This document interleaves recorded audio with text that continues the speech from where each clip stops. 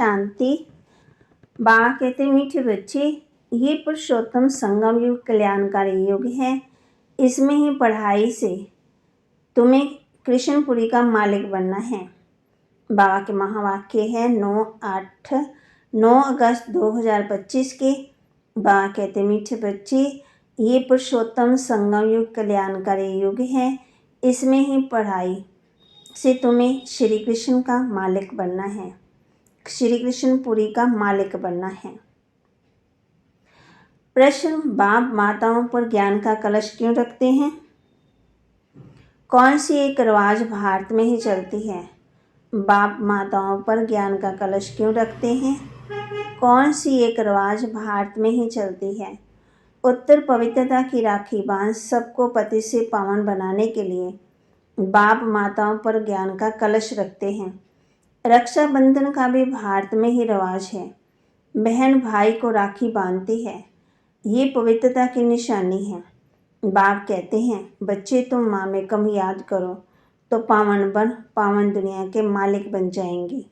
गीत, भोलेनाथ से निराला और कोई नहीं, मेरी बिगड़ी बनाने वाला और कोई नहीं। न के लिए मुख्य सार, इस पुरानी दुनिया में रहते डबल अहिंसक बन योग बल से अपनी नई दुनिया स्थापन करनी है। अपना जीवन हीरे जैसा बनाना है। इस पुरानी दुनिया में रहते डबल अहिंसक बन योग बल से अपनी नई दुनिया स्थापन करनी है। अपना जीवन हीरे जैसा बनाना है। बाप जो सुनाते हैं उस पर विचार सागर मंथन कर दूसरों को सुनाना है। बाप जो सुनाते हैं उस पर विचार सागर मंथन कर दूसरों को सुनाना है। सदा नशा रहे कि ये पढ़ाई पूरी होगी तो हम कृष्णपुरी में जाएंगे। सदा यह नशा रहे कि ये पढ़ाई पूरी होगी तो हम कृष्णपुरी में जाएंगे। वरदान, अपवित्रता के नाम निशान को भी समाप्त कर इस होलीनेस का टाइटल प्राप्त करने वाले होली हंस भव। अपवित्रता के नाम निशान को भी समाप्त कर हिज होलीनेस का टाइटल प्राप्त करने वाले होली हंस भव।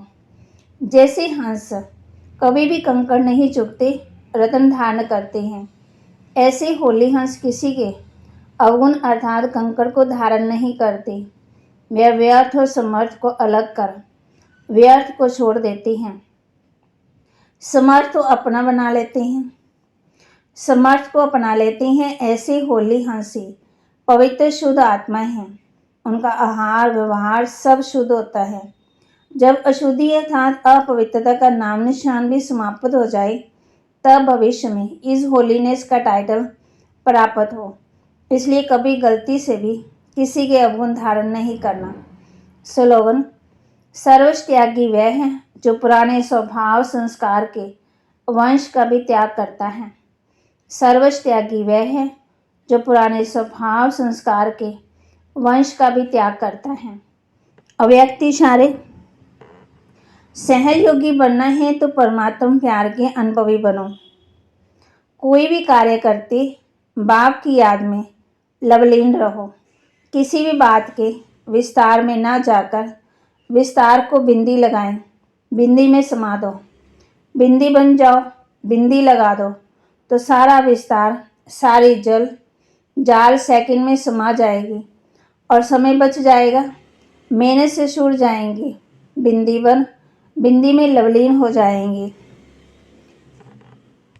तो बाबा कहती, ये नॉलेज तुमको बाप ही बढ़ाते हैं जिससे तुम देवता बनते हो।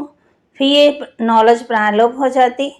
इन लक्ष्मी नारायण में भी रचना और रचना की नॉलेज नहीं है। बाप कहते हैं, ब्रह्मलोक में आत्माओं का रहने का स्थान है।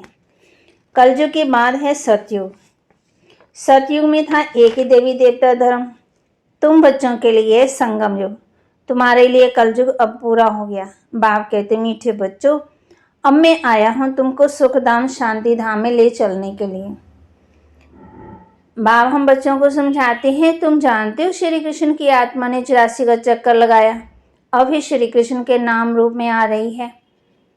बाकी थोड़ा टाइम है पढ़ाई का। जरूर अनेक धर्मों का विनाश होने के बाद श्री कृष्ण का जन्म हुआ होगा। सो भी एक श्री कृष्ण तो नहीं, सारी कृष्णपुरी होगी। ये ब्राह्मण ही हैं जो ये राजयोग सीखकर देवता पद पाएंगे। देवता बनते ही हैं नौलत से। बाबा कहते हैं, दे के सरस बन छोड़ माँ में कम याद करो तो तुम पावन बन जाएंगे। बच्चे मेहनत करते रहते हैं बाप को याद करने की। यह है ईश्वरीय विश्वविद्यालय। सारे विश्व को सदगति देने वाला दूसरा कोई ईश्वरीय विश्वविद्यालय नहीं है। फिर बाबा कहते, ईश्वर बाप खुद आकर सारे विश्व को चेंज कर देते हैं। नरक से स्वर्ग बनाते जिस पर तुम राज्य करते हो। शिव को बबुलनाथ भी कहते हैं। बाबा हम बच्चों कह रहे हैं, बाबा कहते हैं, बाबा के महावाक्य को लाइक भी करना है, शेयर भी करना है और सब्सक्राइब भी करना है और अपने जीवन में धारण भी करना है। ओम शांति।